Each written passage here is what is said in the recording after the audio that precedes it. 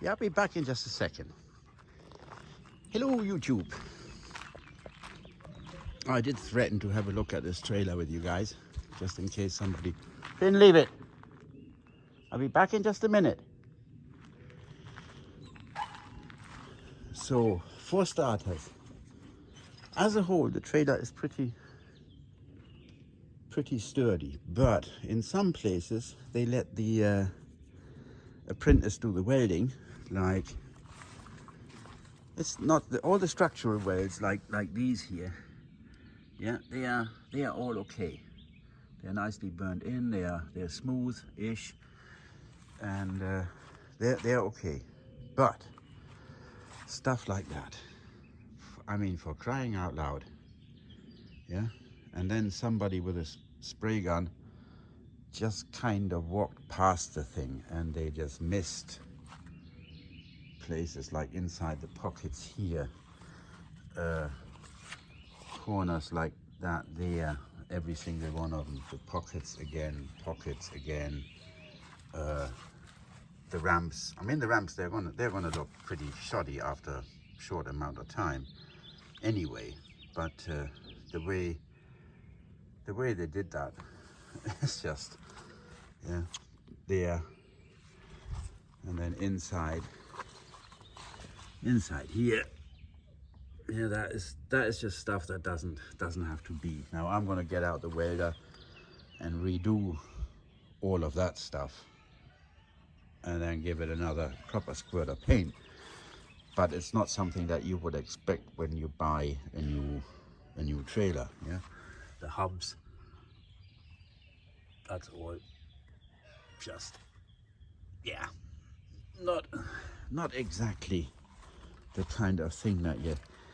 And then they stitch welded a lot of the stuff, and then didn't hold the spray gun in there. Yeah, so you got all these rust noses coming out, and that's now hard to get to. So I have to thin down some paint really thin and spray that in there, and then I'll seal it with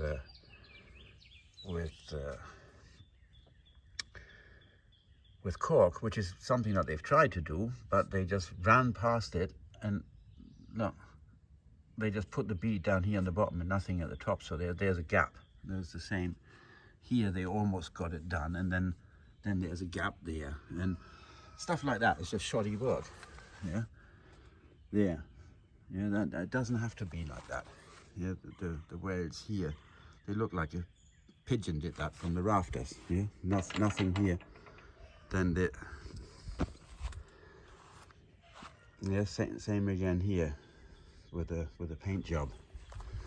So you have to probably spend a day going around this thing, with a welder and a wire brush and stuff.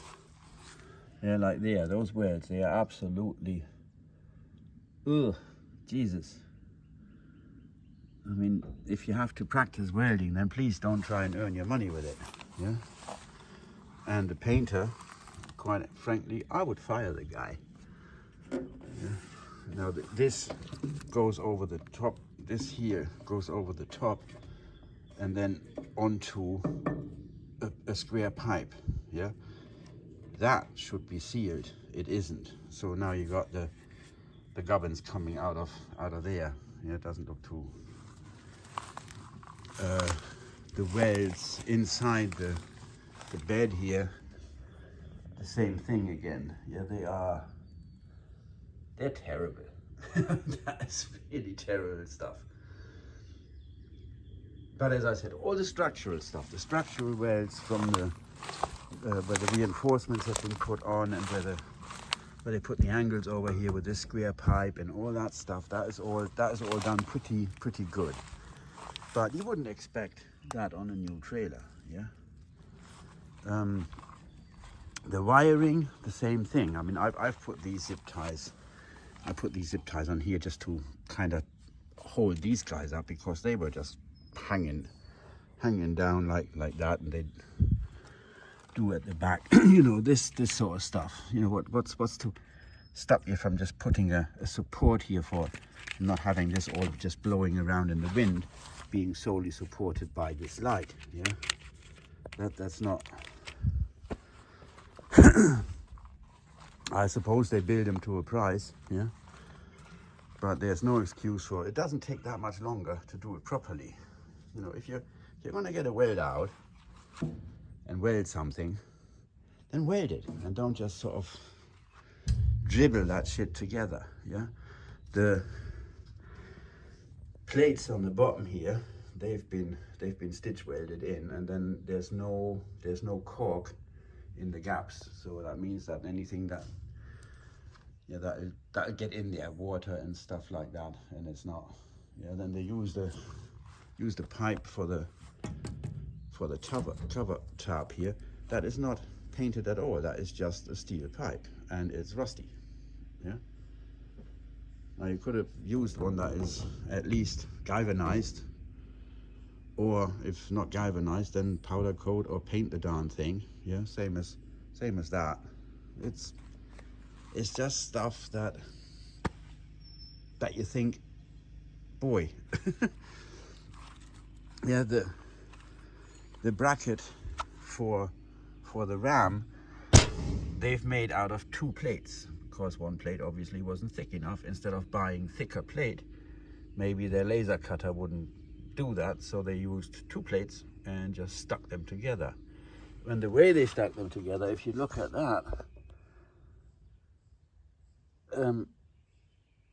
why not make it straight? Yeah, so the ram, I don't know if that comes out in the camera all right, but it's like 4 or 5 degrees over that way. It's not straight on there. Yeah. And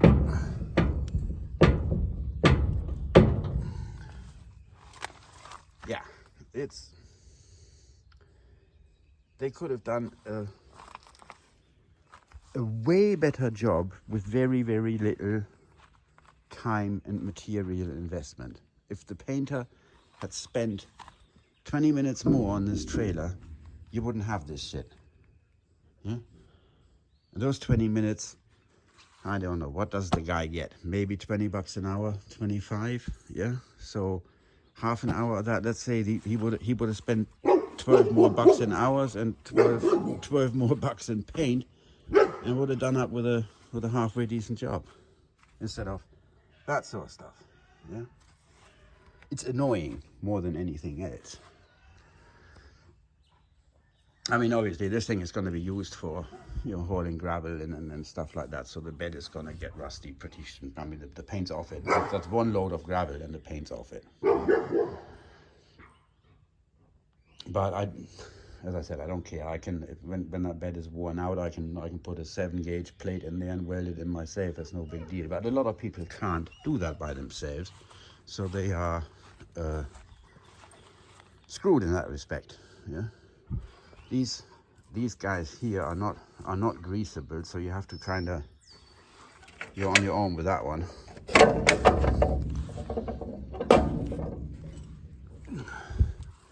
Yeah, the D-rings, they were down on the deck and then painted over.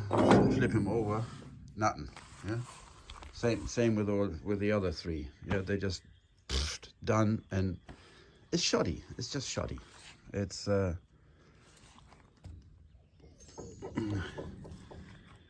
this guy, they forgot to weld all together.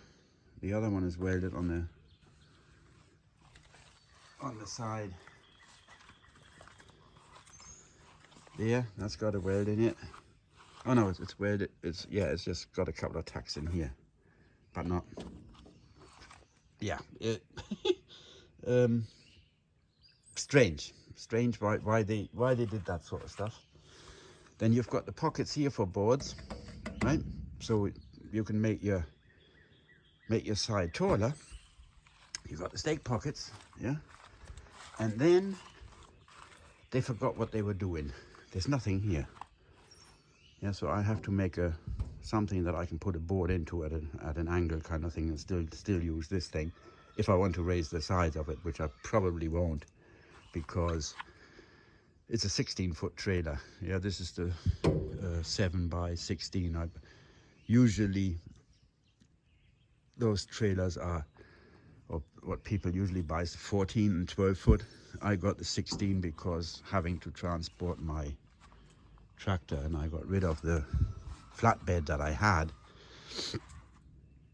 So my next little project, just to improve the thing, not getting rid of all this and throwing some paint at it and getting the welder out. That is the obvious thing to do. But what I am going to do is I'm going to put a solar panel on here to keep the battery charged when it's parked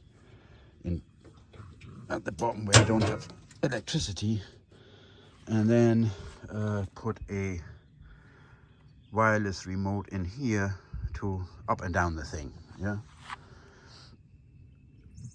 So that's my next project. I do the wireless remote today. That arrived while I was in Hilton Head working last week, and I'm still into, I don't know yet if I'm going to put a pintle ring on there, and I have to see, because the truck is lifted, I'll have to see if I can put a I've got a pintle coupling that just goes into the top here, but I think that's going to be too high, even if I do have the pintle ring at the top of the trailer there in that channel. I'll have to measure here. I may have to get a pintle that goes inside here. You can get them that you can just bolt in there. Curd channel, is it called curd channel or something like that, with a 2-inch bolt pattern, and then just take that off, put a pintle on there.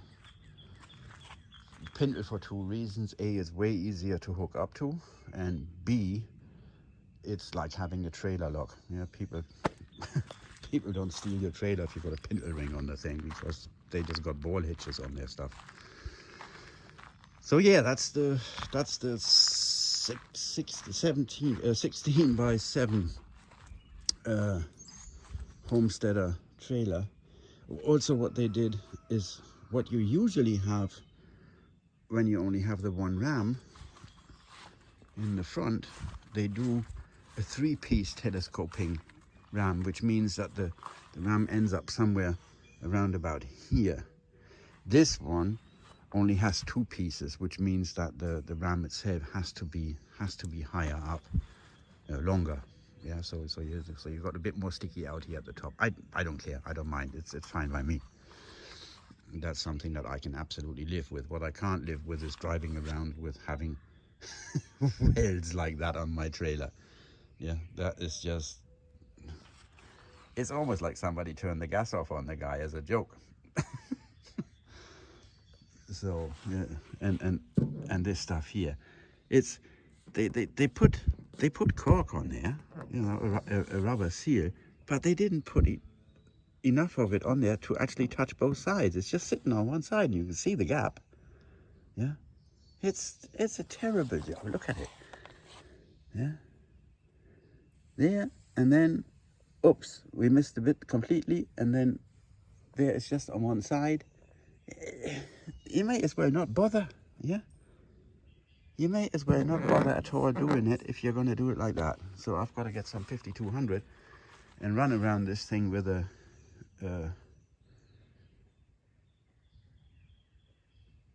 silicone gun. Yeah, and then if you have your welder adjusted really badly, you end up with this kind of stuff. Yeah, it looks like it's got the freaking measles. Here again, there they got the sealant all the way. Yeah, that's nicely done. And there it's only on one side, and you can see the gap. Yeah. it's crazy. It's crazy. Yeah. Here you can see right through to the bottom. Yeah, obviously not painted on the inside. So why not put a plate on there? Why not just close that off to stop stuff from getting in? Yeah, and close it up top and bottom, or dip it. Yeah? There are these these kind of holes in the welds again, yeah. And then they ground them off maybe after they painted them. I don't know. It's just stuff that you don't. Yeah, made in the USA. Everybody's also ever so conscious about buying stuff that's made in the USA. Any Chinese could have nailed this thing to better than this kind of made in the USA. Look at it. Yeah, there's a stake pocket. That goes nicely under here. Yeah, flush. This guy, oh well, sticks out a bit. Let's hit it with a hammer. So they put a dent in there, and this thing is flush here, sticks out the full width of the metal right there. You see that? Yeah, that's the kind of thing. Yeah, no, it's just wrong. Yeah, it is just wrong. But for what it is, it's I think Homesteader trailers are of the cheaper variety. You get what you pay for, I guess. But as I said, it doesn't cost that much more. Yeah, to have the fit and finish on this thing the way it should be, just having a guy, Jesus, give him $10 an hour more, $5 an hour more, and get somebody that can actually use a welder. Yeah, not do this sort of and spend $10 more in caulk and actually put enough in there so that it's worth doing. I mean, they may as well not have bothered. They could have taken those tubes of rubber sealant and just thrown them in the ditch for all it's worth, because the way they did it doesn't do anything. Not a darn thing. So yeah, so I'll have to refinish what they screwed up, basically. So, but I'm not complaining. I mean, it's the concept of the trailer is exactly what I want. The Dexter axles on it and stuff, and the tires and things, they didn't chintz on those. And having the single ram at the front for lifting. I mean, I had 5.5 tons of gravel in this thing because the loader driver was a bit too enthusiastic. I only wanted 3 tons, and it dumped that no problem. It didn't even blink. Yeah, so that's fine. But the way they put them together, holy crap! That, yeah, a badly trained monkey could have done better. So I gotta do some refinishing work on this thing, and this refinishing just takes a lot longer than doing the job that you're doing properly in the first place. Yeah, that's the bit that bugs me about it. Yeah. So, but I do that no problem, and get that sorted out, and then I figure out the whole pintle hitch thing. Not quite sure yet, but I think I'll end up putting the pintle ring on there and taking the ball off that, and then getting a pintle with a 2-inch bolt pattern to go on here on this bit, and then I can throw that in the box there on the bed. So there's a way around that, easy enough. So yeah, fun stuff.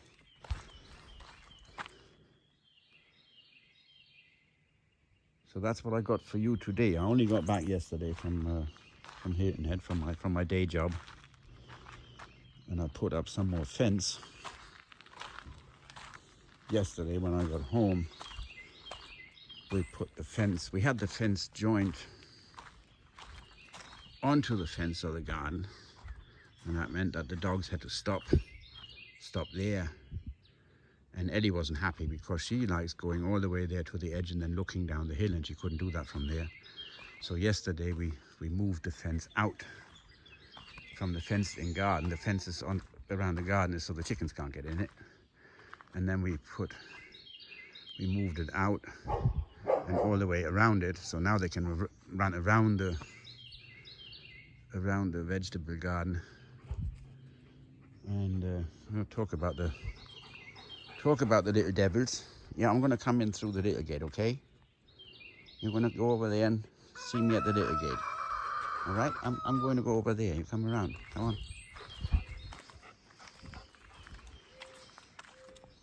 So yeah, that's where we're at. So today I'm going to have to do an oil change on the big beast and fuel filters and some other service stuff.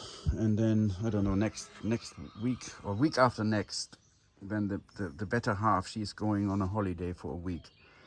And then I pluck the back end apart here and put airbags in it. And if you want to see how that is done and how I struggled through that installation, let me know in the comments, and I'll set up a camera or something like that and film those shenanigans for you. Otherwise I'm just going to whack those guys in there.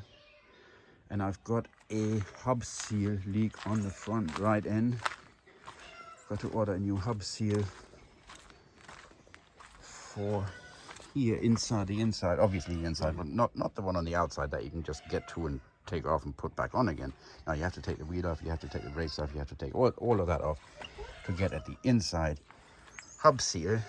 And for the four-wheel drive to work again with the switch on the dash, I mean, I can lock the hubs manually, so that's no big deal. If I need four-wheel drive, I can get it, but I'm just lazy. Just nice to do it from the inside of the cab. And then I have to start thinking about new tires. That's another one I got to figure out, because these things are god-awful noisy. Luckily they are wearing down, so I can put some, I got a good excuse to put some new ones on there. And I want to get some ATs that are quieter than these, because these make a god-awful noise on the highway. And I do way more highway driving than I do off-roading. So, and I suppose if I get this thing stuck, then the tires ain't gonna help that much. Then that thing is what's gonna get me out of trouble ultimately. So yeah, there we have that. That's it for now. So I'll see you on the next one. Take care.